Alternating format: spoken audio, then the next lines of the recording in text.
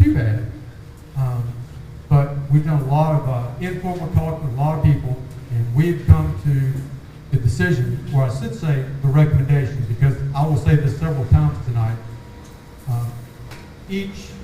Ultimately, the recommendations and thoughts that we share tonight have to be approved by the Edgecombe County Board of Education and also by 3 other boards. So I say it all with a grain of salt. But the configuration of the schools, right now the thinking is and the recommendation is the feeder patterns and attendance zones will stay the same so that there's a more settled, stable environment for the transition for students to be able to go to the schools that they've been used to going to within Nash County. Secondly, there have been questions regarding the rising freshmen who will enter next year. We have come up with 2 different recommendations for that. Ultimately, we'll decide between those 2 recommendations. One is the possibility of putting rising freshmen at the business incubator, which is a very nice building just at the edge of Rocky Mountain, or potentially sending those students to North Edgecombe High School. Those are the 2 options on the table at this point. Athletics, which we know is very important for those students, would be at North Edgecombe High School in either choice. The third issue that we're talking about is our staff here in Nash County Public Schools, ones working in our 4 schools that will be transitioning. We understand that that is also a very, very unsettling experience for staff members to be wondering about what will happen with the transition, how that will evolve. So what we are beginning tonight is the human resource process to start that. So Dr. Tillman, our Assistant Superintendent for Human Resources in the back corner, if you are a staff member tonight, you can actually talk with her. She will provide you with information about the process. And our process that we're using is going to be expedited for those staff members. We think it's important that we get information in your hands as soon as possible so we can all make decisions and help you move forward and help our schools move forward. We know how dedicated many teachers and educators are to these 4 schools, and we want to capitalize upon that and make sure our students are served. We think that's critically important. The other thing I'd like to share tonight that I think maybe is one of the most important things we have to talk about tonight and moving forward is our discussion and partnership about how we can enhance educational opportunities for the children who make this transition. We all know that the deadline for the plan to be submitted to the State Board of Education is November 15th. And that's a really important date. But I also think on November 15th and before this, the really most important hard work starts with what we're going to do to help support our students and help them transition in educational opportunities. And I think that's an important conversation for us as a community to have and to see what we're doing well, what we think is helping our students, we can continue that, and also have a conversation about what we can help them do better and what we're going to do to ensure that. That takes a lot of hard work, and it takes a lot of people working together. And in my opinion, it takes an entire community to do that. And that's why I'm so excited that there's so many people here tonight, so we can begin having that conversation. Because after all, what we're going to do, and the most important thing we do out of this entire process, is what we do for our children in our community.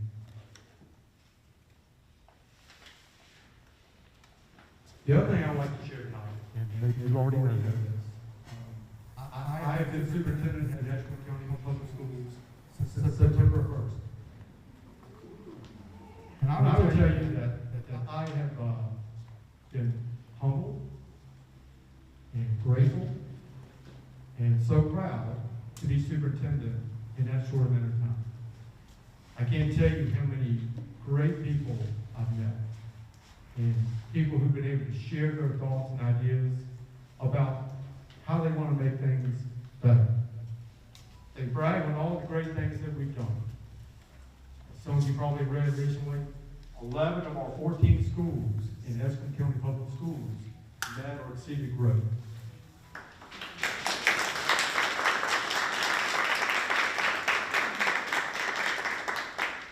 Also, our school district exited low performing status.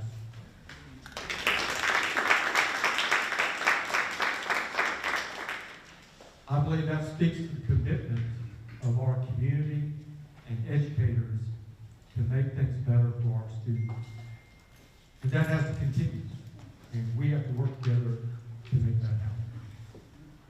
So, on that note, before we begin tonight, I just wanted to sort of frame the conversation about what we're trying to do. We can pull the agenda up tonight. We're going to have a brief overview of the merger history and information, as many of you probably already know, but in case there's someone here who doesn't know that. Frequently asked questions about the merger, and also the time for you to ask questions or write them down on a card so we can try to answer them as best we can. And I just want to reiterate tonight that we are here to answer your questions, for you to share your thoughts, and we will take the necessary time to do that. It's critically important for us moving forward that we hear your voice, and we hear your thoughts and your feedback. So, on that note, I would like to introduce County Manager of Edgecombe County, Mr. Eric Evans, who has been very great to work with over the last few weeks. And he's going to take us through sort of the background and history of this process. Thank you.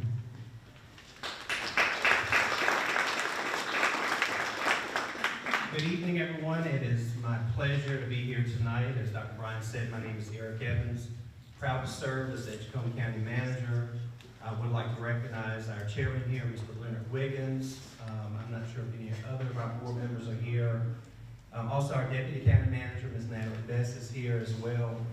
I'm going to take just a little bit of time to talk about, how is it, recent history at least, how is it that we have come to this position where we are now to plan for this transition. I won't go back to the early 90s when it all changed from county and city school and consolidated Nash Rocky Mount. Maybe if you have questions later about that, we can attempt to answer it. But I will go back at least to 2015. In 2015, we started having conversations between our Board of Commissioners, school boards, about the arrangement, if you will, that we have been under since the 90s. We discussed some questions and some concerns about wanting to make sure that Edgecombe County was providing its proportionate and fair share of the cost for our residents who were being educated in the Nash County school system. At the time, there was some conversation about a demerger. Some people call it county line merger. And I will say at that time, our board, and I believe both school boards, pushed back against that. We just felt like that transition would be too disruptive, wouldn't be in the best interest of our students. So we had many meetings here locally and at the state level with our representatives to try to work on stopping that. Well, that did stop, but what came out of that is what we refer to as Senate Bill 382. Senate Bill 382 did a number of things. I won't go through the whole list, but some of the things that it did was, first of all, the name of Nash Rocky Mount Schools changed, so it's now Nash County School Union. Second thing that state statute said was that the city of Rocky Mount had to cease in providing some assistance in covering the cost of educating the students in Nash County schools for our residents who live here on the Edgecombe side of Rocky Mount. We refer to that as the funding gap. As you would understand, the tax base in Nash County is much greater than it is in Edgecombe County. Therefore, Nash County is able to provide a greater, higher per pupil allocation for what we call current expense, which is for operational costs, local supplement, that kind of thing. The city of Rocky Mount had been paying that difference, the difference between our allocation, Nash County's allocation. They were paying that difference.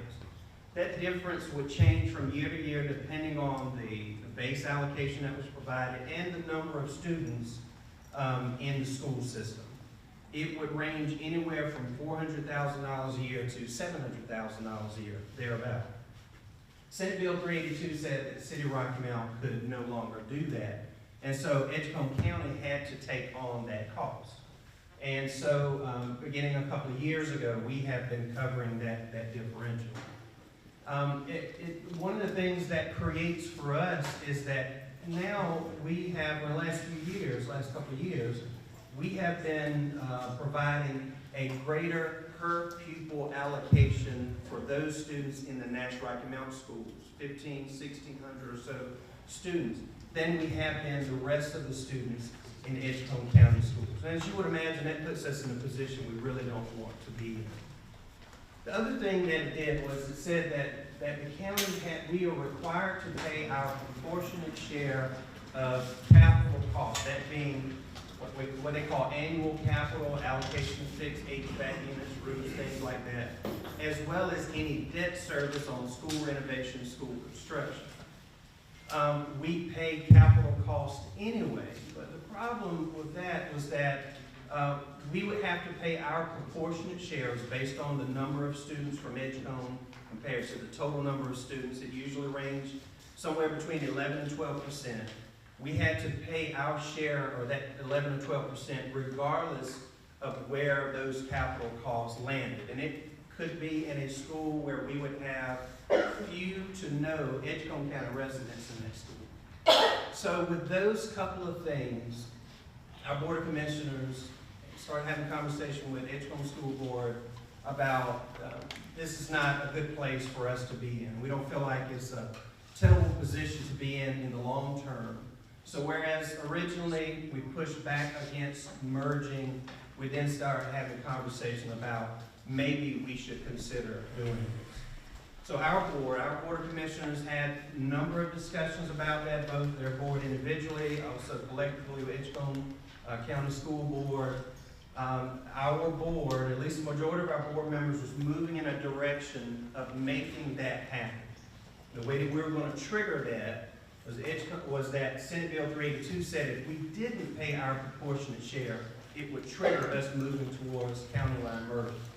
So our board directed me in preparing the budget to not provide the full amount to Nash County Schools to trigger that. In the meantime, another bill came out, Senate Bill 248, I believe it is, trying to keep these numbers straight. And Senate Bill 248 took care of that. It took it out of our hands.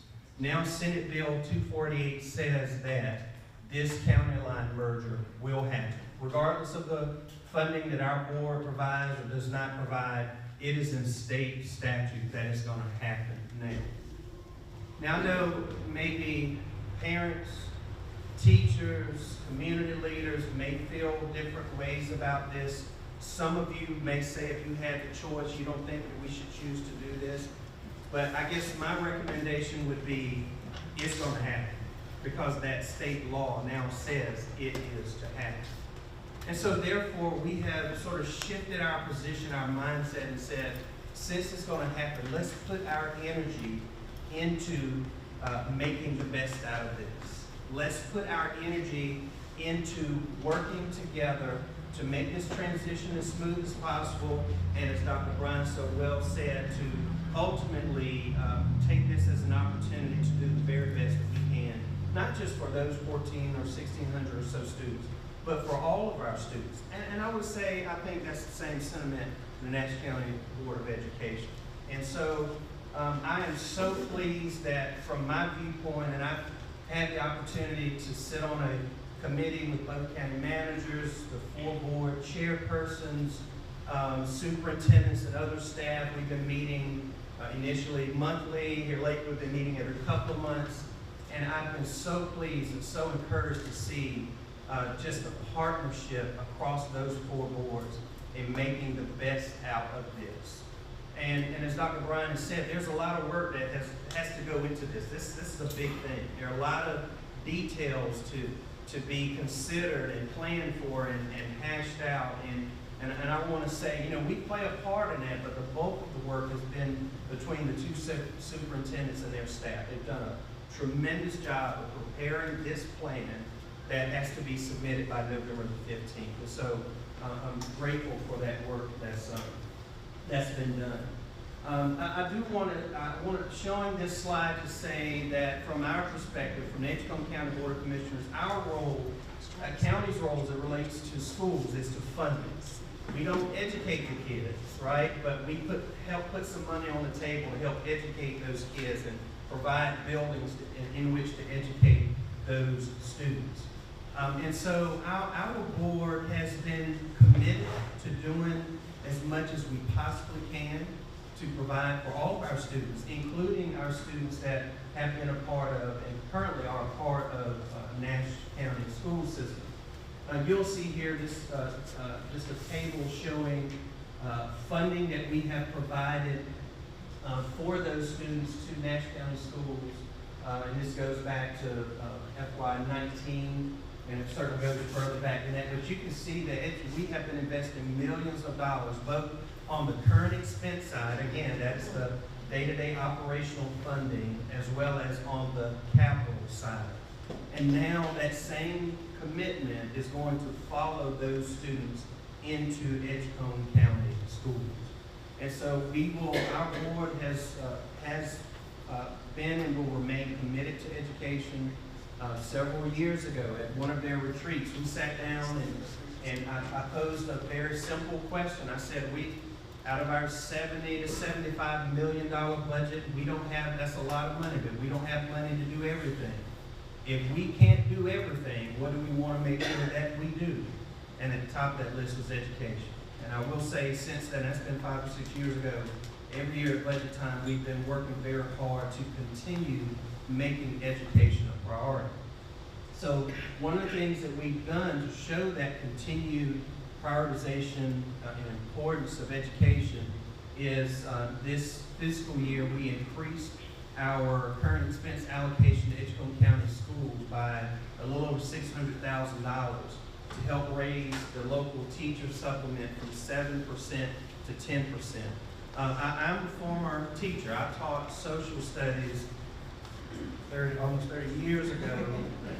And so it's been a long time since I've been in the classroom, but I will say that I knew then and I still know now. All you administrators are very important. Thank you, God bless you for what you do. But the most important ingredient of what happens with those kids is that classroom teacher. So we need to make sure that we give our school board as much as we can tools to recruit and retain great teachers.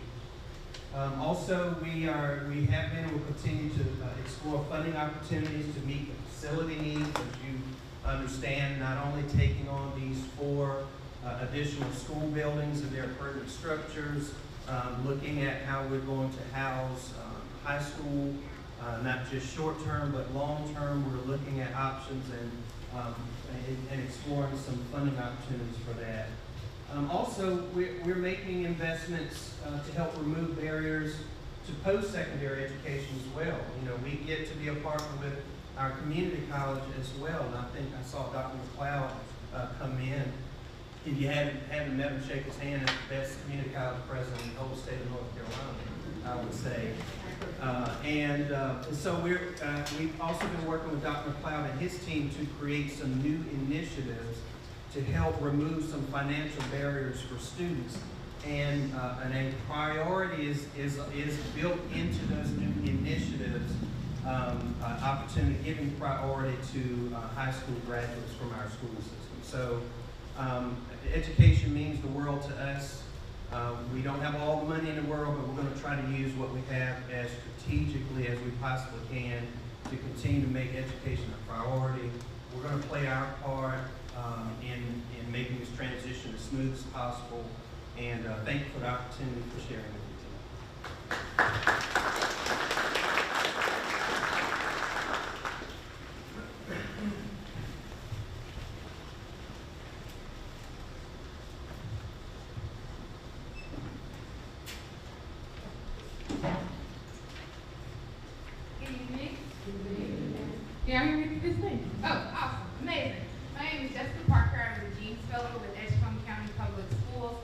our focus on merger, communication, and learning design. Today, I just want to talk to you about why you keep hearing us say merger, merger, merger, merger. We've been hearing demerger a lot of the time.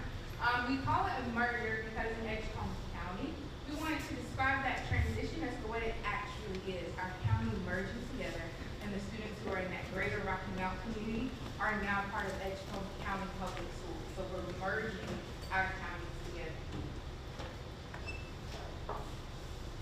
I still got it. Shout out to Principal Hopkins who hired me my first year when I walked into Bienvenue Elementary School with my resume. I still got it. She didn't know I was going to do that.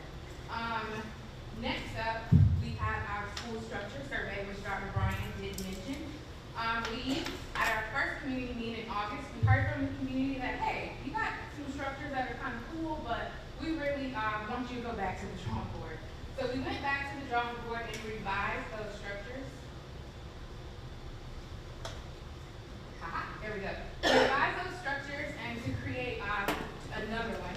And the one that won was scenario 2, in which we will recommend to the board that we keep all of the schools open in the same feeder pattern in which it is. And that decision will be made final by the Board of Education, but that is our recommendation as a district and as my recommendation is hearing the voice from the community.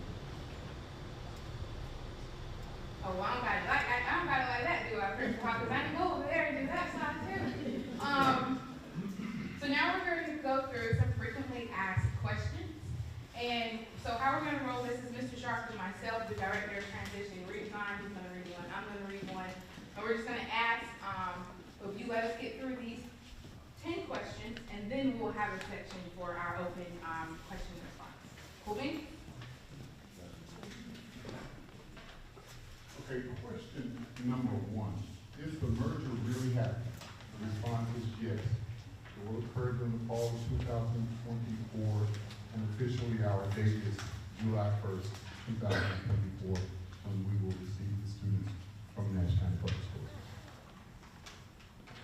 Our next question is, what student grade levels will be impacted?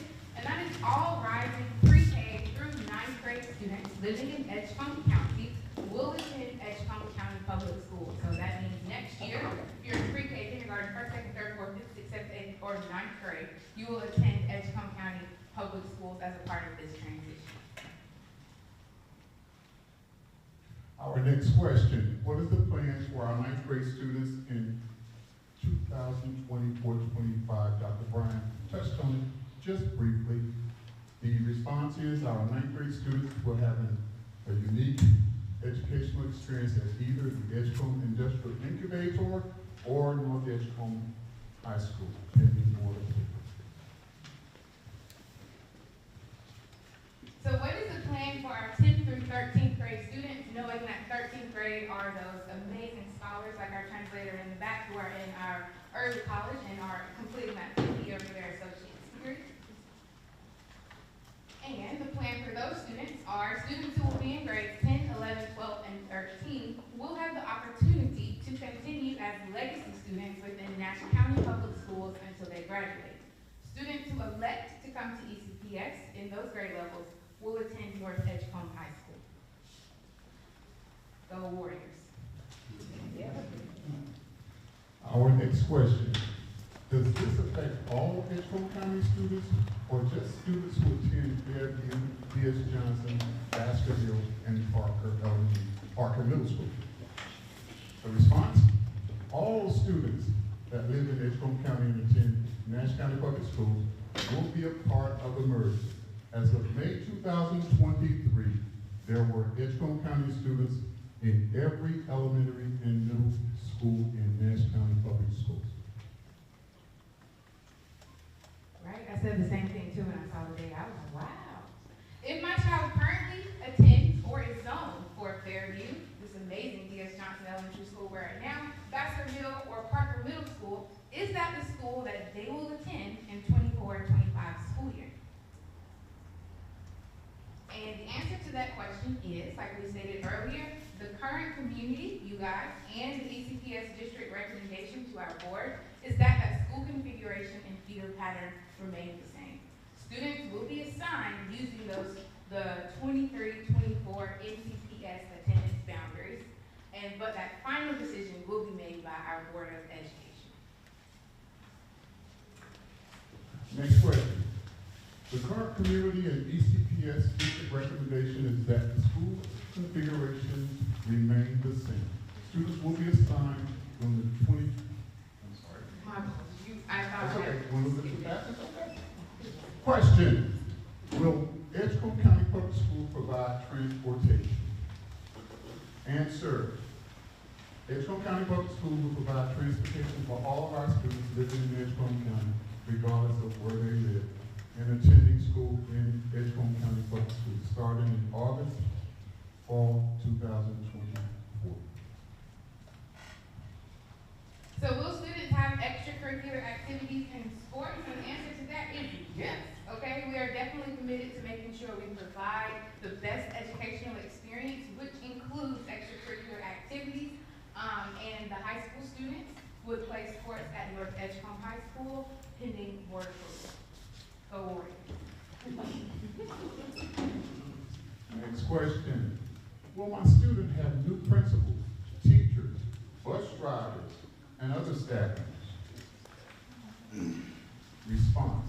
Edgecombe County Public Schools invites all staff to apply to continue to serve the great Edgecombe County community. Teaching staff will have the opportunity to meet with HR, located in the corner of the room, and begin the application process tonight. That's the abbreviated application process.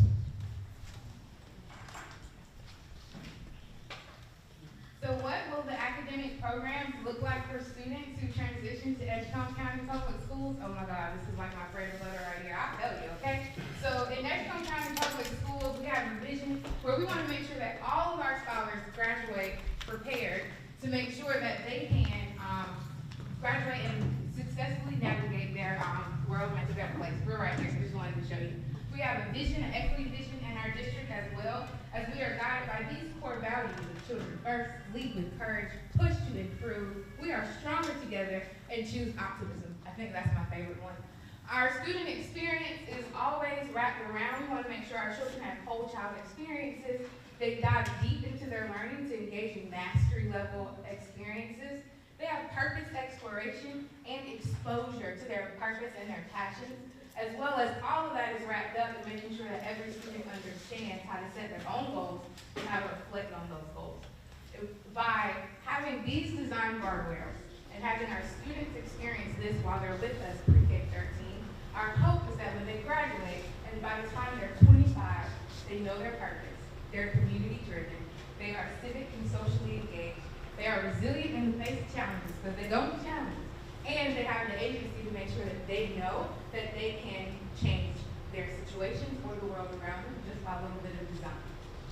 So if that makes you as excited as it makes me, tonight we will have an activity where you can stay in and you can talk to us about what it is you love about learning, if you could build your ideal school, as well as we're going to have design teams where we work with teachers, students, parents, community members to design signature learning experiences for students who come to these schools when they're a part of Edgecombe County. So what is it that would be amazing that they can learn? You can't tell I'm super excited about it, so please scan the QR codes also on your agenda, and you can sign up for that to be a part of that team, or stay tonight and do an activity with us.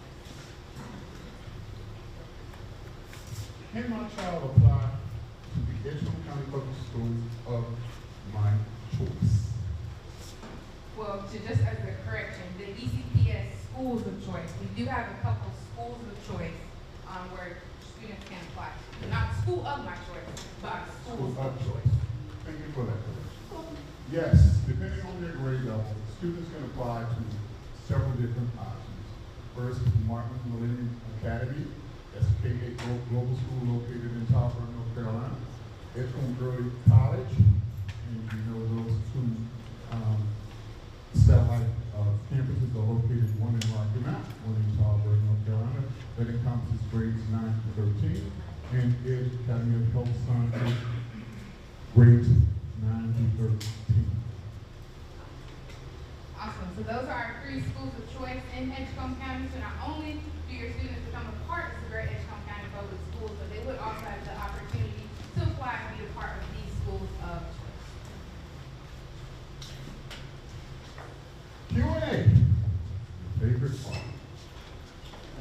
our merger question panel, and those individuals are going to be roaming around in the room. You will see them.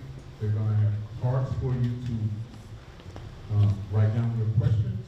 They're going to have microphones so that you can read your question out loud. And if you are reading your question, please share your name and your role here in the area. The Edgecombe County Public School Mergers Leadership Team will respond to all your questions. You will see us located up here in the front area, the room right here in the stairs. We'll be happy to answer any and all your questions, and our plans are to remain here in this venue, in this space, until the very last person's questions are answered tonight. So do not feel like you have to be in a hurry, that you're rushed, right? Because we are here for you. Questions will be recorded and available on our FAQ document. All right, so at this time, if you are a member of Edgecombe County Could I share Yes, one more sir. thing?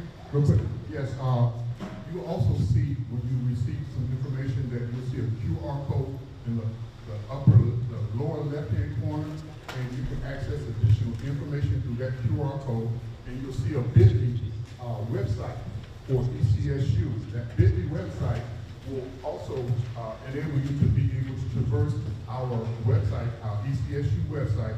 That's in the lower right-hand corner. So the lower left-hand corner QR code will take you to a place where you can view all the lots of the questions and answers. The bit.ly part of the website is in the lower right-hand corner for those who may encounter some difficulty with being able to traverse the technology. You just go right straight to the website and it will offer you the identical question. Okay? Thank you. No worries. All right, so this time, if we could have our Edgecombe County transition team members join us at the panel. Ms. Dina Howell, our Director of Finance, and Ms. Erin Swanson, our Assistant Superintendent of Strategic Innovation, will have a microphone. If you have a question, you can raise your hand. They'll come hand you a microphone, or you can hand them your card that you wrote down. Dr. Michael Mark. Mommy. You want everybody sit up front? Yes. Okay, so you're on that list. Yes, I am. Okay. And Dr. Brown.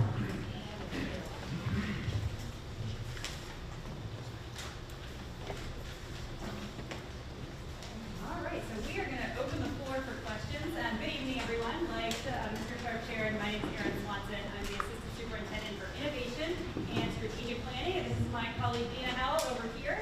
And so we are going to walk around with the mics. These folks up here are glad to answer any questions that you have. We'll give you the mic and you can ask the question, or if you've written your question on a card and you'd like us to read it and ask that question, we're glad to do that too. So we'll take some hands. Does anybody have a question for us?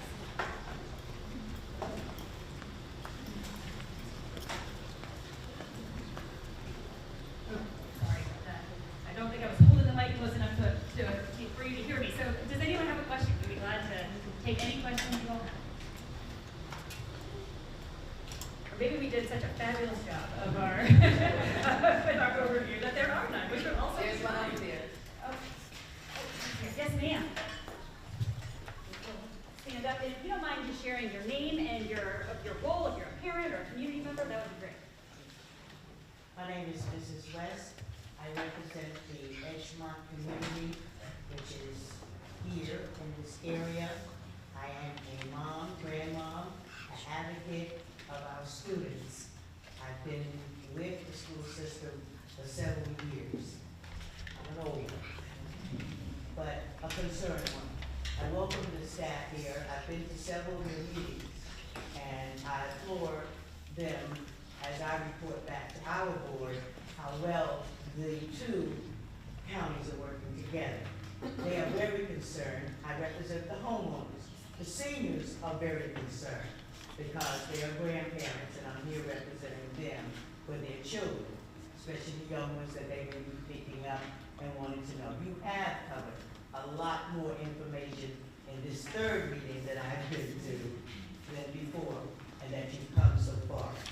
My main concern, as I agree with Dr. Bryan, and I welcome you to the board and to HCOM, is that we really, it's gonna be bumps, it's gonna be lumps, but we as a community want to keep abreast to us.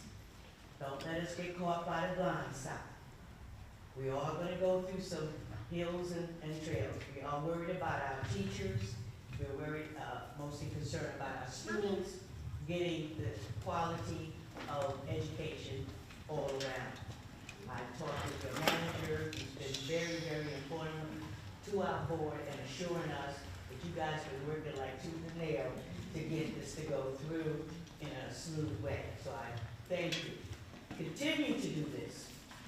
Please do not let us be caught by the blind side. Don't let us be running through here and what this and what that. Let us know. And I, as a senior in this community, will support you as long as we're really supporting the children. Thank you. Yeah.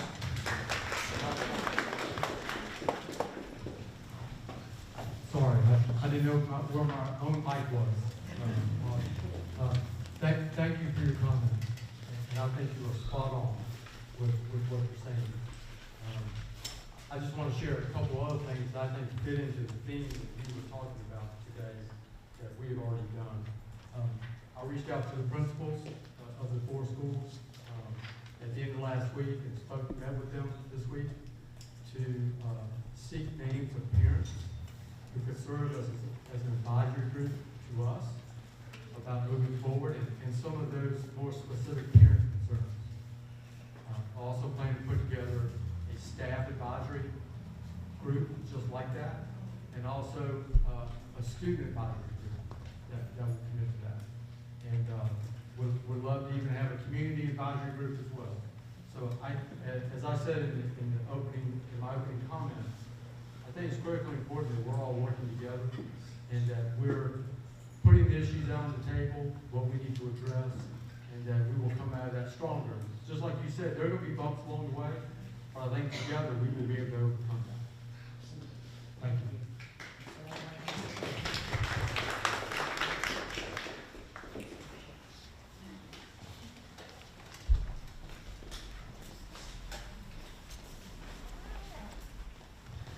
Thank you. My name is Angela Bryant, and I have a question. First, I want to say that you all have done an excellent job on these plans for what will happen in the schools and for the students. But I have another matter to bring to your attention that's really very urgent. And this matter is about the redistricting of the school board and when it is that citizens in Rocky Mount will have the opportunity to vote for school board in Edgecombe County. Because of a mistake in the legislation that was most recently passed, the citizens in Rocky Mount will not really be able to have a vote on the Edgecombe County School Board under the current law until 2026. Primarily because Edgecombe County's election is in March, which is before the redistricting. The annexation takes effect in July. Kind of complicated conversation. But what is of concern is that the legislature is only going to be in for the next couple of weeks. So if there is going to be a legislative fix to this situation and the community will have any input, we would ask the Edgecombe County School Board and administration to have a community meeting, and you really need to have it next week, where you discuss what the options are for Edgecombe County residents to vote for the school board in Edgecombe County in 2024. Because it will take a legislative change to make that take effect. It's an urgent matter, and I'm asking, will you take that step to have an information session so we as citizens and our legislators can know, can share all the same information and know what the options are, and like we have for other matters, people weigh in with their opinions about what the best option is.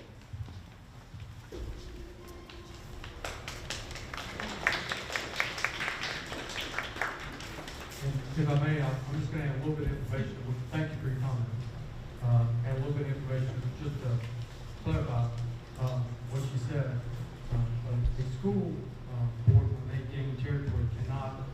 redistrict, I think is what you're saying, cannot redistrict until they actually gain that territory, which would happen in July of 2024. So, our board attorney has been working with the board to advise them on that information, to see what those options are. And it's, that information has been provided, and the attorneys are working on that. And I know the board is expecting an update on that very soon. So, I just want to share that piece of information for the community to understand the other half of exactly what you said with regard to legislation and statute involved. Will the community be made aware of whatever this information is? I am sure when the board is apprised of that, I'm sure the board, speak a little loud. When the board is apprised of that information, I'm sure they will share as quickly as they can.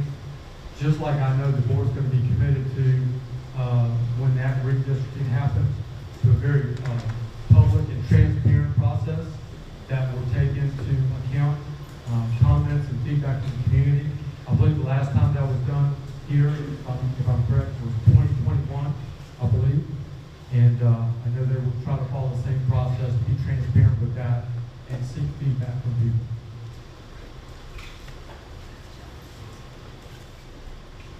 I'm just going to have a it's not clear yet what the Edgecombe County School Board can do and cannot do. I was at a meeting, like that. Yesterday, meeting with our staff people, we're working on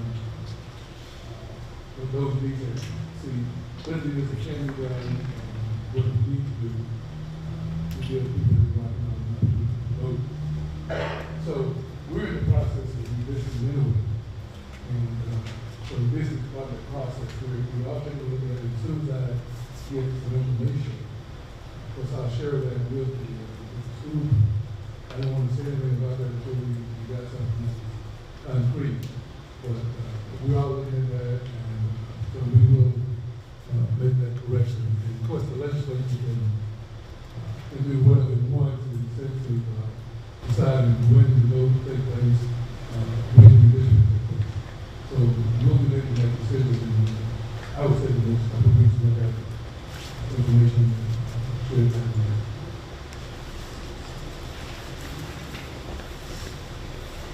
Thank you, Representative Williams. Do we have other questions? All right, let me bring the mic.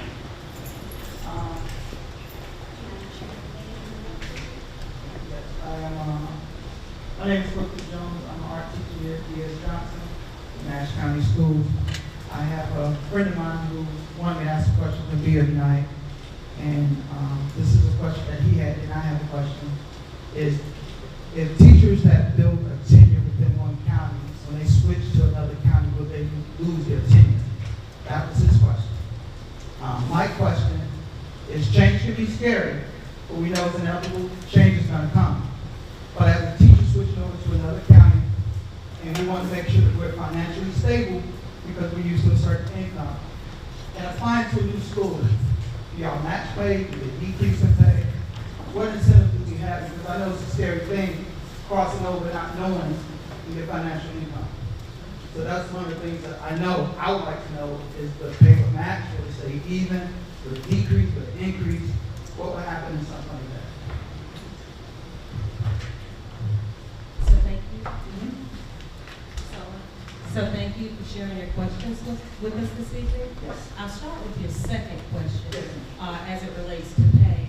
So both counties operate, of course, under the North Carolina teacher salary schedule. As Mr. Evans shared this evening, we're very proud that the teacher supplement in Edgecombe County has increased from 7% to 10%. We do understand that teachers in Nash County are receiving, in some instances, retention bonuses, recruiting bonuses, and we have those as well. And during this process, we will continue to explore innovative ways to gain additional funding so that we can offer some of that to staff. So it is our hope that there will be no loss in salary for staff. And then your first question, which related to tenure. And so, of course, the tenure law changed. I think that was around 2013, 2015, somewhere in that window. And so we will consult with our attorneys just to make sure that we're advising you properly as to whether or not tenure will be impacted once you become employees. I'll say that again, once you become an employee with Edgecombe County Public Schools. Hope that helps. You're welcome.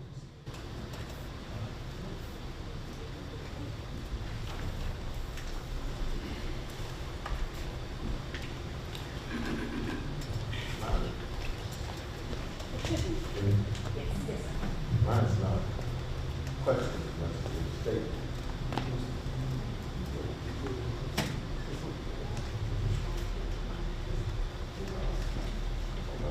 You gotta hold it close. Can you hear me? Gotta hold it close. Can you hear me now? There you go. Mine's not a question, as much as a statement. It's a reference to the last question. And I think that my statement on it would be, it's a difference in the supplement. Would that not be? It's a difference in, he think it's a difference in your supplement. And help me if I'm wrong, okay? That could be a difference in what the thing is. And I don't know, I don't necessarily know what that kind of stuff is. But that is not unsworn what they say. But I don't think that law school system, but the difference is what the local supplements are.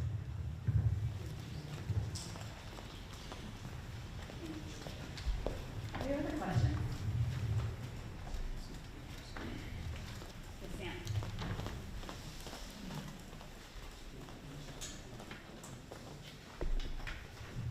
I think in responding to the gentleman, and I would like to know too, is that, the young lady who was handling the transfer of the teachers and giving the information packet, if we are all North Carolina by state, this is a question, teachers, shouldn't it be just taken across the board? Especially if they're tendered. I'm sorry, please clarify your question. Which part should just? In other words, I'm asking, if we are all North Carolina, the state of North Carolina, teachers, even though we are in different counties, a lot of them, if they're tendered, are worried about their pension. So if there is a difference in salary, it would affect the pension when they get ready to leave because it's at a lower salary. So basically, why not, because we're all North Carolina state teachers, go right across the board? In other words, if they're coming from Nash and they stayed in Edgecombe, they keep everything. So as just shared a moment ago, the base salary, the salary is the same in North Carolina, regardless of the LEA that you're in. And so the difference would be in the supplement. And again, Edgecombe County's supplement increased from 7% to 10% effective this school year. I believe Nash may be at an 11% supplement. 11%.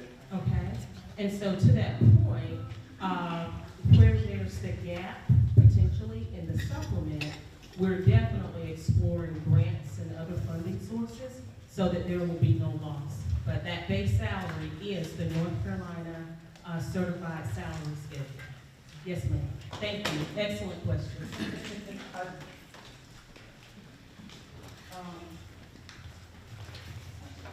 Yeah, of course, yeah, please. I have a question. I don't have kids that go into the Nash County or Edgecombe, but I have thought about those families because I know y'all saying from the 1st to the 9th grade, so anybody that's in the 8th grade now going to the 9th grade would be going to Edgecombe.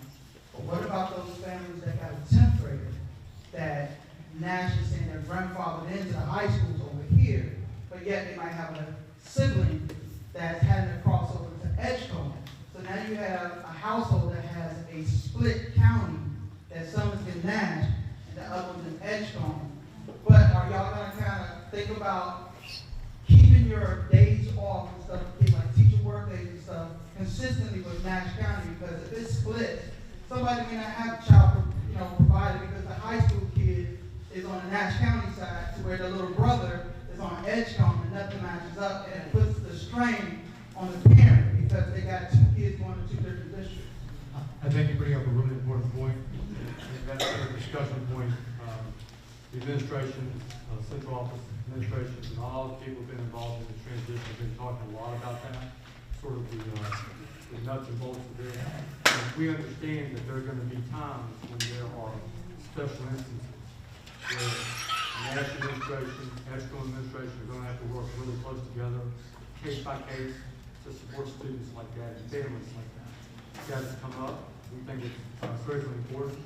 We talked about aligning calendars to make sure that some of those things don't happen, and to address some of the issues with maybe split families with that.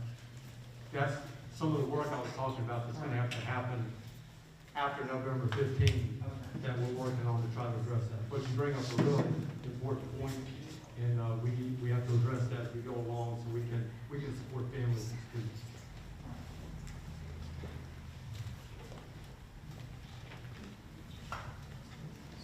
Any other questions? Yes, I'm a parent of a student, one that goes to Baskerville, one that goes to D.S. Johnson. And what's concerning to me is that I have one on high school that is a 10th grader. And that's the strong point that you brought up. Now you're telling me that my 9th grader will have to go to the other schools on Edgecombe County. So now I got 2 kids going to 2 different high schools, 2 different schedules, and 2 different transportation. So now when games and stuff arise, I got 2 games going on at the same time. So I hope y'all can address this in advance to let us know what's going to happen, because I really thought I was going to be grandfathered in, but maybe if I know in advance what's going to happen, I just don't want 2 things going on in the same household, because it's a lot of dramatic things happening like that. I understand where you are, and that was one of the points I was trying to make. Hold on, let me step away from the speaker. That's really one of the things we need to make sure that when we work with Nash County, that situations like that, when they arise, we get together to make sure we find a good solution for it. And I know it's very difficult, the scenario you put in there.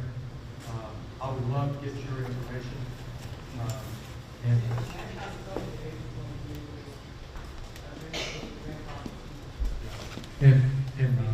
I would love to get your information before you leave tonight, so that we can talk to Nash County tomorrow. Okay? Thank you for bringing that on, and for being here.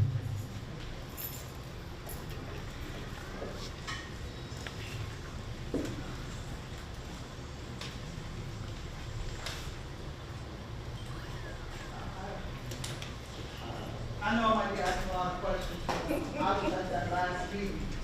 And I'm going to say this is what was said on the Nash County side for those grandfathered in. This is what was told to families, that they had a big concern that what we just said is the split. And I was with you when they said this. They said if they want their child to stay on the Nash County side, it was going to cost them $1,600 per child in households. That didn't even cover the transportation, meaning that if they paid to stay on that side, they would also have to transport their kids themselves. And that's a big concern that people had, because what she just said, if I want my kids to stay on that Nash County side, both be in the same district, she may well have to pay for that younger child to stay on that Nash County side. And that would cost that parent $1,600 per year per child. That's what was told. And that's a big concern with families, because that we can't afford that. I understand. I'm sorry, but it's a concern.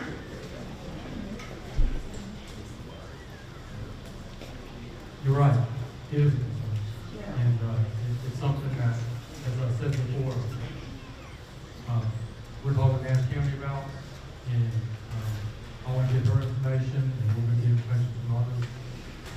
We actually have a meeting on Friday with senior leadership in Nash County Schools, and these are some of the issues we talked about when we meet. And we're actually now at a point where we're meeting every week to talk about these issues. And I understand that, people need answers to some of these questions, and we're gonna work as fast as we can to get those answers. What about, I have a question, if kids, I'm sorry. For those kids that, you know, when it comes to their lunch, and their food, those that we are to pay for lunch, those that don't pay, would that affect the child going to another county, so they don't have to pay, like, they still get lunch where it is now? I believe all of our students eat free, so, great deal. Great deal. That's something else.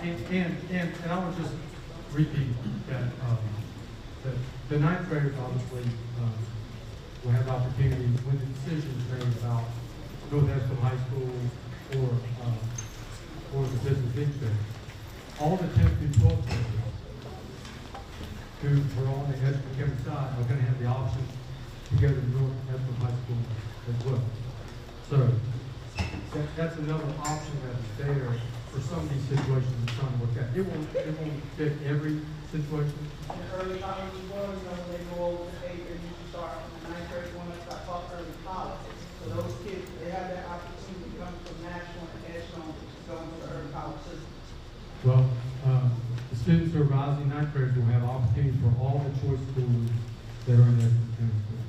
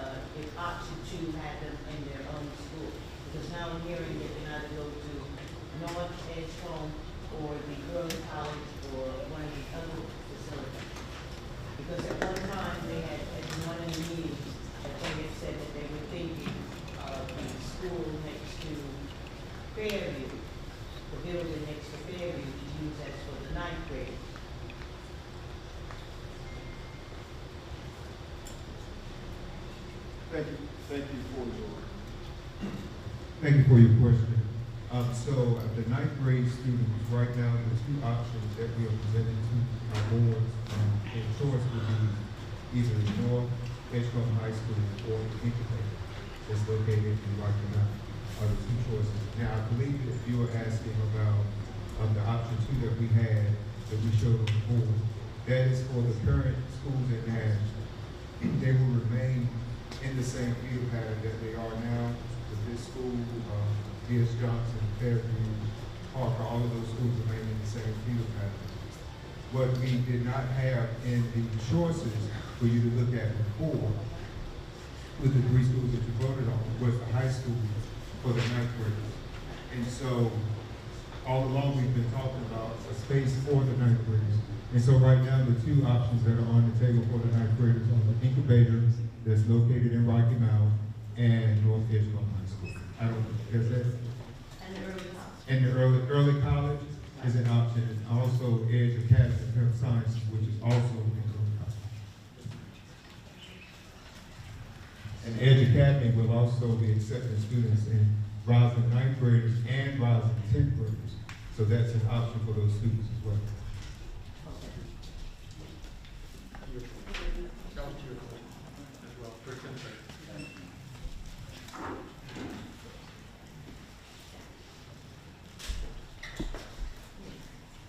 So for the rising ninth graders, you said they can go to the early college. So is there a certain time frame that the person is?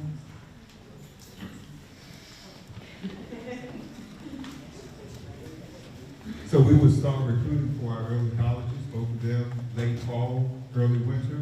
And so the students that are currently in Nash County, those students will also have the opportunity to apply, just like the current students that are in Edgecombe County. And early colleges are limited by space, of course. and there's an application process. But like I said, we do have 2 early colleges. One is due this year, and we are not anywhere near our capacity. So if you have a student that's interested in the early college, there's a strong possibility that they would get an opportunity to have that.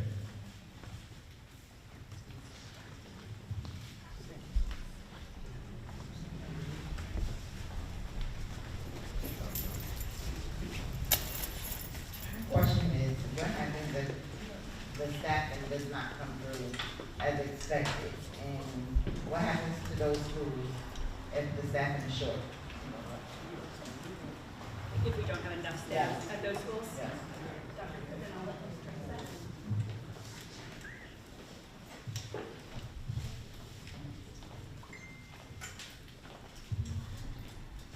So just to clarify your question, are you asking, once we open the door, which is tonight, to receive any Nash County current teachers who are interested in remaining here, if there are not any vacancies in the current locations, what will happen with the additional staff? Is that what you're asking? No, for the next If year. we don't have enough staff, Yes. just period to fill Yes. the bill? So, yes, we are recruiting, like ongoing, right? We're continuing to attend recruitment fairs. As a matter of fact, our coordinator, of talent recruitment and development in the back there, she was at a recruitment fair today at East Carolina University. And so we are continuing to recruit at our local universities. We are exploring options with international staff. And without going into the weeds, you know perhaps that the state of North Carolina has an alternative pathway for individuals to become teachers. And that alternative pathway is based upon having a 4-year degree. And so we are actively connecting with people who may have a passion for being in the classroom, have the 4-year degree, but did not go to school to become a teacher. And so we're making sure that we're tapping into all resources that are at our fingertips, and maybe not at our fingertips, right? You will be hearing more through this process regarding gatherings, opportunities for meeting, just for the recruitment. So yeah, recruitment is something that's alive and well. We will continue to do, and hope to have those buildings filled. Yes.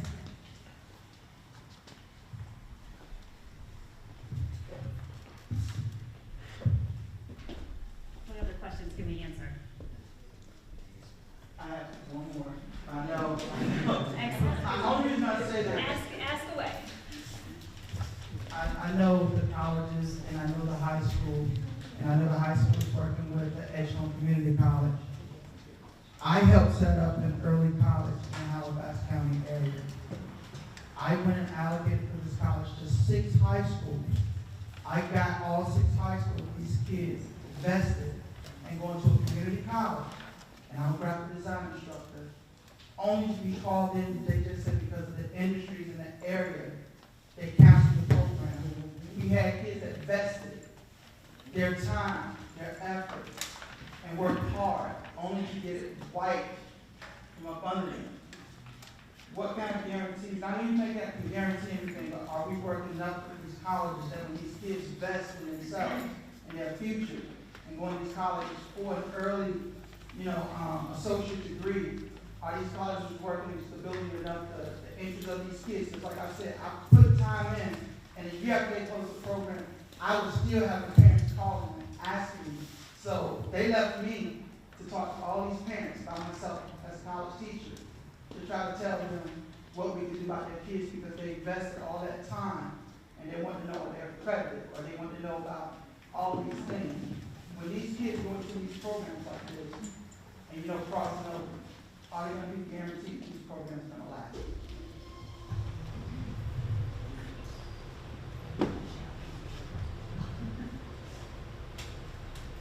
Thank you. First off, I'm sorry that happened. First off. Secondly, we're very lucky tonight. Dr. McLeod, the president of Edgemont Community College, is standing right there in the back of the room. Right there. Please give him a hand, because the man works hard. We've had a lot of conversations already about great things are going on right now. I talked about within our schools already. And things that we're going to be working on together that focus on workforce development. Because workforce development is critically important to both of our counties and our community. I believe, without getting too much detail, that the potential that is here for economic development and for workforce development is through the roof. And our communities have a great opportunity right now to do that. And I think some of the things to avoid what you're talking about, you experience, has to do with us working very closely with industry and companies and parents and students about interests and making sure that we do and focus on the things that are going to pay off for them in the long run with jobs and economic opportunity. I think that takes a lot of hard work up front, but it'll pay off in the end. So avoid things that you have to go through. And I know Dr. Bell would agree with me on that, and we're going to work hard to make sure that we can provide them the support they need to get into the areas that they have interest in, so they can be economically successful and experience some prosperity.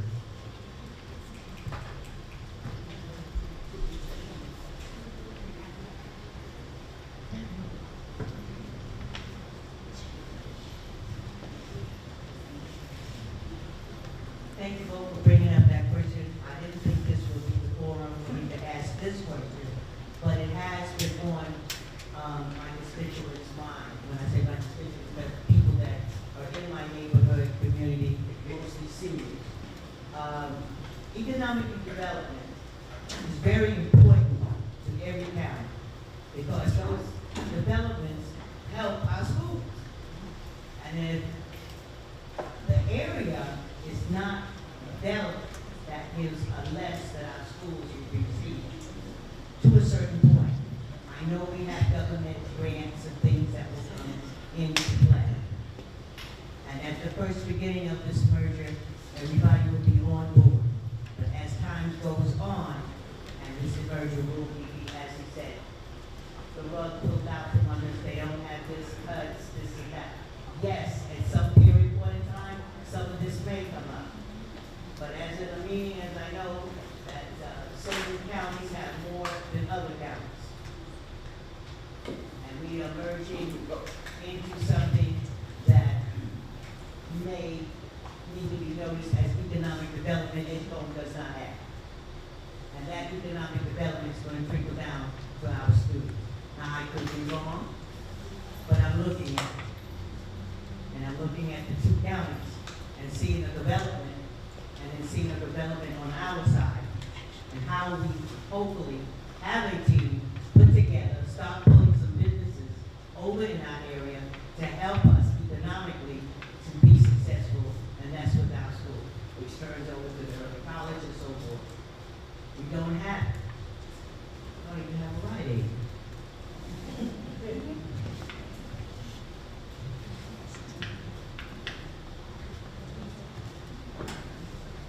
Mr. Evans is here tonight, and I think we could probably go on and on and on about the potential that's in Edgecombe County and how Edgecombe County is poised, I believe, to take advantage of some of those economic opportunities, from having the #1 shovel-ready mega site in the state to other things that will probably surround that, not if it happens, but when it happens.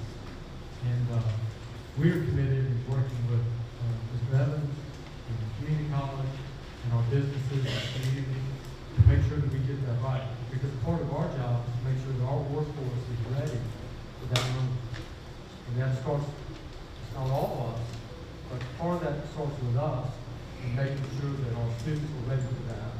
So it can align with some of the things that the gentleman here had to deal with when he was at earlier. We just want to make sure that we're on the right track to put the right opportunities in front of our young people and then help them take advantage of that opportunity.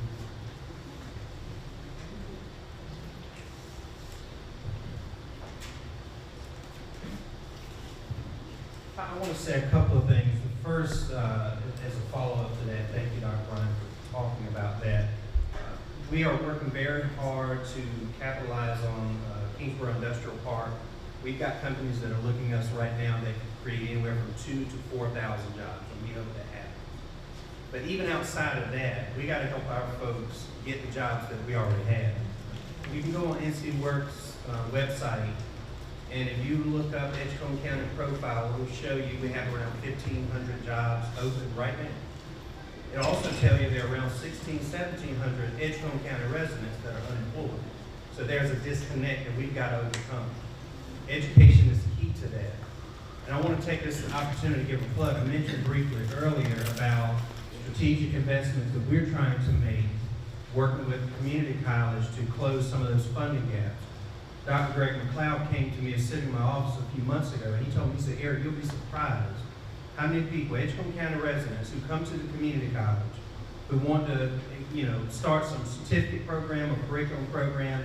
They may even get Pell Grant, but it might end with a few $100 expense gap, books, transportation, maybe the car is broke down, or whatever it is. But those few $100 can either stop them from starting, or they start and don't finish. And he said, we got to do something about that. And I said, I totally agree. So we went to our board, and our board was happy to invest $75,000 to work with the community college to create what we're calling the Edgecombe Works Promise Program. And that's live and ready to go right now. It's brand new off the press. You can go to Edgecombe Community College's website and look up Edgecombe Works Promise Program. You can get either up to $500 for a short-term certificate program, or up to $1,000 for a curriculum, semester-long curriculum program. And that money will help not only pay for tuition, books, and fees, but the balance of that will be given to the student, the scholarship recipient, to pay for other expenses, gas, daycare, whatever it might be, because we've got to close those gaps to make that connection. It makes no sense. We've got the second highest unemployment rate in the state, and yet we've got more jobs open than we've got people that are looking for a job. Second thing I'll say is, and I don't want to mention this again, talking about the pay difference. I know that's extremely important. We're all in a time now that none of us can afford to take any kind of pay cut. Would you agree? Yes.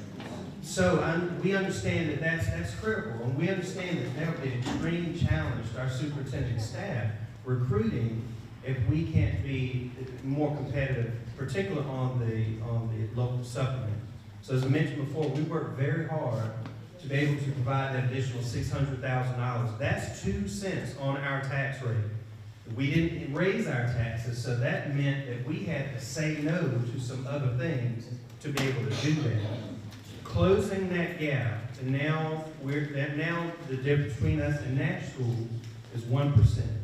If you do quick math for a $45,000 salary, that's the difference between 10% and 11% is $450 a year, $37.50 per month.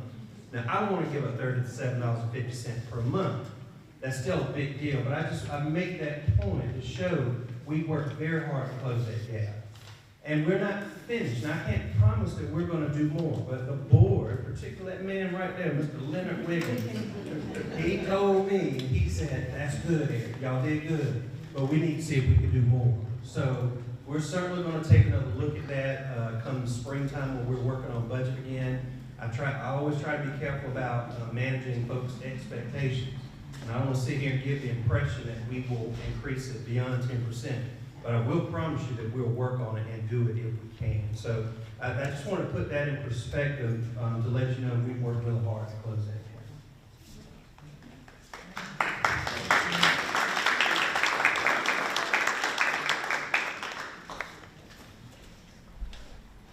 Are there other questions you can answer? Yes, ma'am.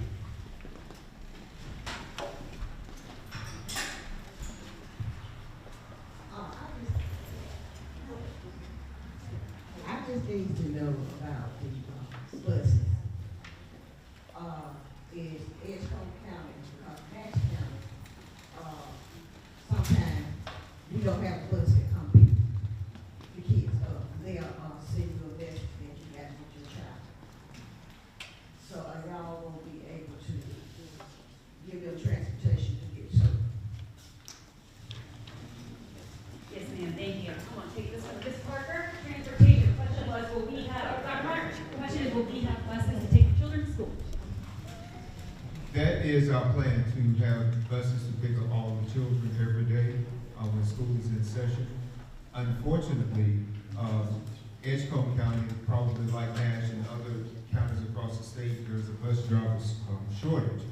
And so if you know anyone who is interested in driving a bus and can get their bus license, please send them our way, because we want to ensure that we are able to pick up children every single day. We don't want to be like Wake County and Durham County, where hundreds of children are left at school or left at home every day. We want to make sure that we are able to pick them up in the morning and bring them back home in the afternoon safely too.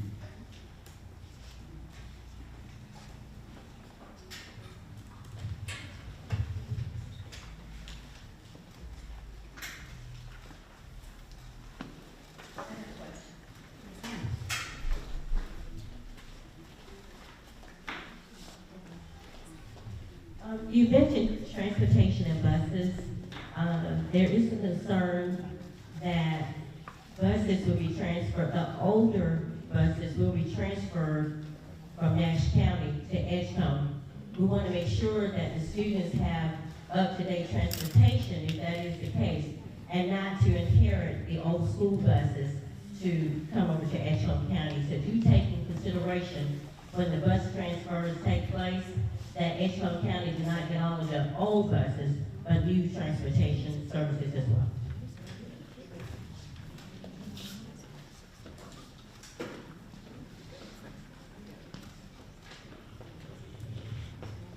Thank you for that. As a member of the transportation team, I don't know the most. Our director, Ms. Rhonda Wainwright, is working closely with the director of transportation in Nash County, Mr. Byer, and they are working closely to figure out the best way to transfer those buses. There will be an inspection, like our team will look over those buses as they come over.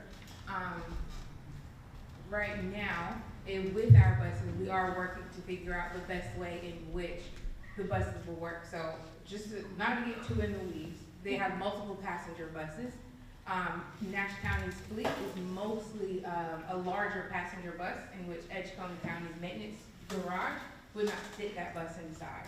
And so right now we are having conversations with our Department of Public Instruction, Nash County Public Schools Transportation, on figuring out how we can get the best resources for the students who live in Eastern Rocky Mount, and so that way they don't lose a gap in anything, as well as Edgecombe County is able to service and maintenance those buses so that way they don't break down and the students can ride them in a consistent.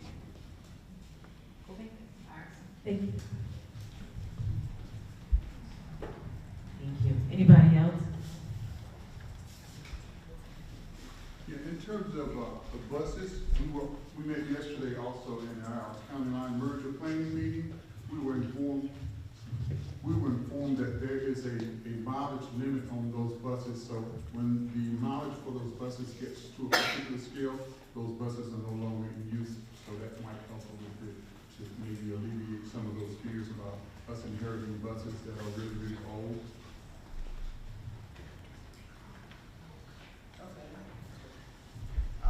When the buses don't come to get the kids, and sometimes parents just don't have transportation, and the kids can't get to school that day or for a couple of days, are they still kind of tardy because they can't get there and no fault of their own? How's that?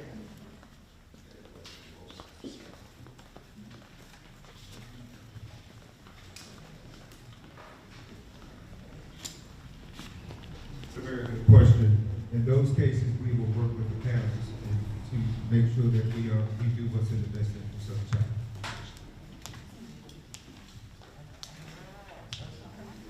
Yes, ma'am.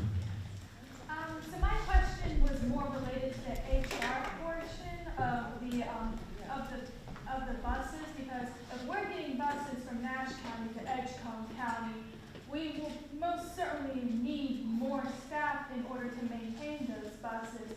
What will that look like in the future with not only retaining the maintenance staff that we have for those buses, but possibly getting new people into the bus maintenance department so that we don't experience burnout with the staff we already have? Thank you. Great question. Those issues have actually already been accounted for in the plan. We've been talking about what the needs are in regards to adding more people and what some of the needs are for mechanics, and trying to make sure that we avoid burnout, because it's certainly something that's really a lot of our employees had to deal with over the last 3 or 4 years with the pandemic and the aftermath. So that's something we're trying to account for in the plan. So we're already talking about that as well. But it's a great question and a really important point.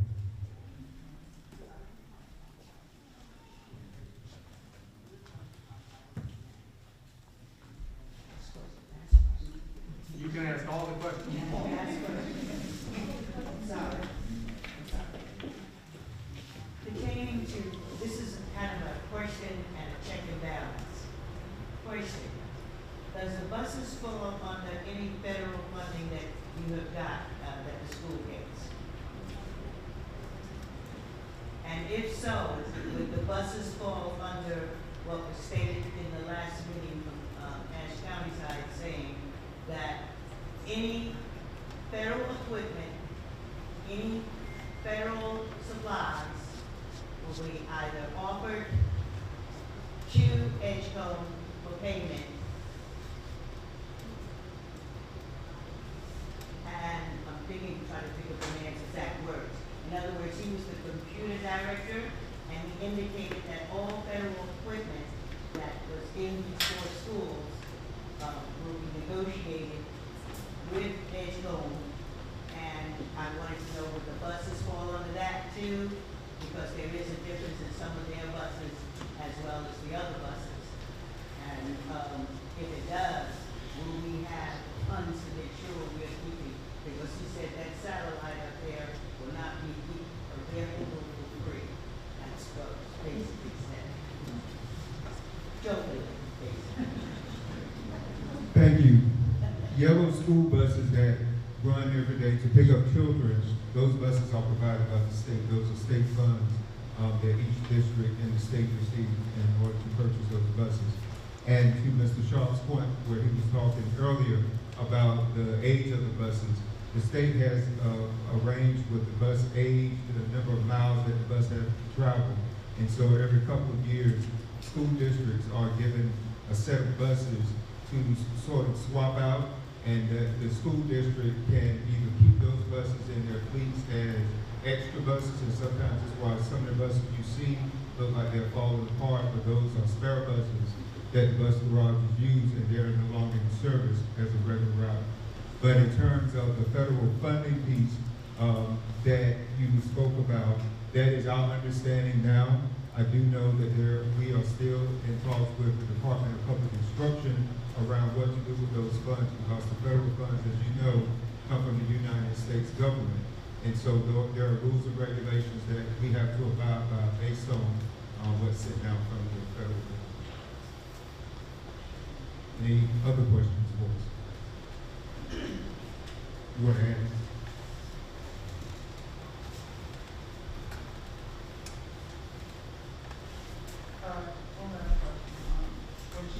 When it comes to the equipment, like we're saying, the technology that's in the schools now, and computers for our kids and children, when we merge over, do those, is Nash taking back all of this type of equipment? What kind of things do we have to serve the children as far as computers, technology, basic, because I know it's such a small area, as far as like internet access and everything they can get successful.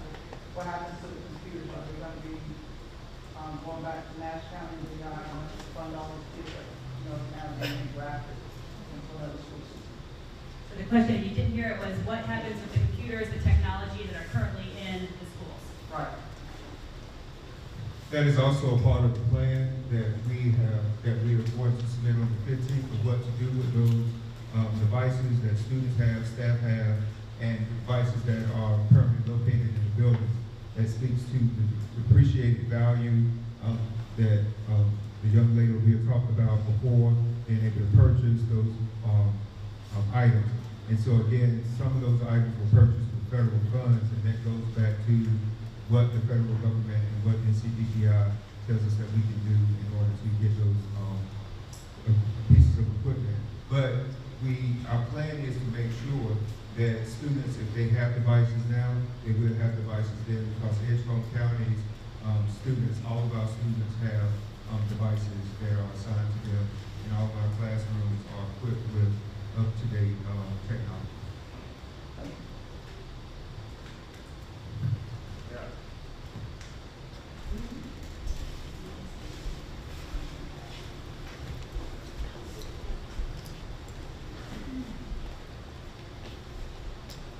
We have a merger committee that meets all the questions that you have asked. I think we're dealing with it in the committee related to transportation and the buses. In fact, we discussed a lot of this yesterday. And based on those discussions, I think our team is working with Nash County and Department of Public Instruction to kind of see how we can keep this all this federal equipment in our schools. It's not a done deal yet, but it is an ongoing discussion. And I have been of the opinion that it needs to stay in place, and definitely going to take it from the schools. Now, how we do that is still undetermined, and I think the superintendent and his team, they're really making extra efforts to make sure that happens. And part of our discussion also in terms of the transportation of the buses is some of what we get is determined by what our maintenance garages can handle also. And based on the discussion that we were having yesterday, the state is working with us to also to make sure that they can do what they can from other school districts to help us make sure that we get a good pick, the best pick that they can get us, okay? Based on the size of the line also. That's part of the discussion that the merger team is consisted of the school board officers, school board members, county managers and their staff and the county and the chairs of those boards. And we've been meeting about once or twice a month. And a lot of these questions we've been dealing with them. And we're still dealing with, really, I think they kind of answered the transportation questions, but we're still dealing with the federal funded stuff that's been purchased by those federal funds. And the team has been doing a good job.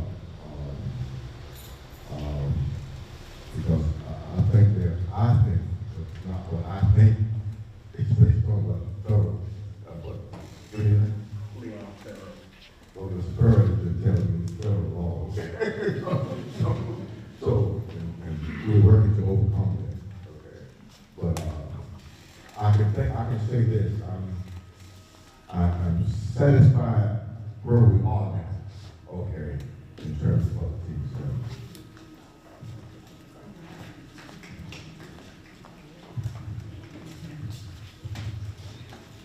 Other questions?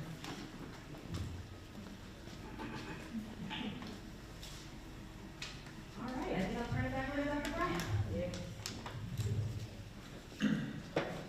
As we close tonight, I just want to thank you for being here. I want to thank you for your great questions. I don't think you can ever ask too many questions. And appreciate everyone's comments. And just thank you for being here. Because this is, as I said before, this is about our children and their future. And that's the most important thing that we can support and be a part of. Before we leave tonight, just one group of folks, and I'd just like to make another comment as well. I think as a community, whether you live in Nash or Edgecombe, I think you would be very proud to reiterate what Chairman Wiggins said. I think you'd be very proud of the effort and the work that's gone into this, from staff in our school and the community, and trying to make this work. And I don't say that. I can say that still a little bit objectively, because I've only been here since September 1st, and I've seen it. and I think you would be proud. I do. I would also like to recognize, I know there's several folks in here from Nash who have been working on this day to day, and our leadership team at Edgecombe. Could you please give them a round of applause?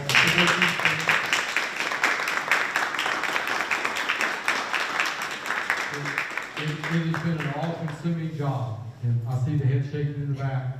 That it's been a lot of work, and just thank you. If there are no other questions, thank you for being here tonight. Safe travels.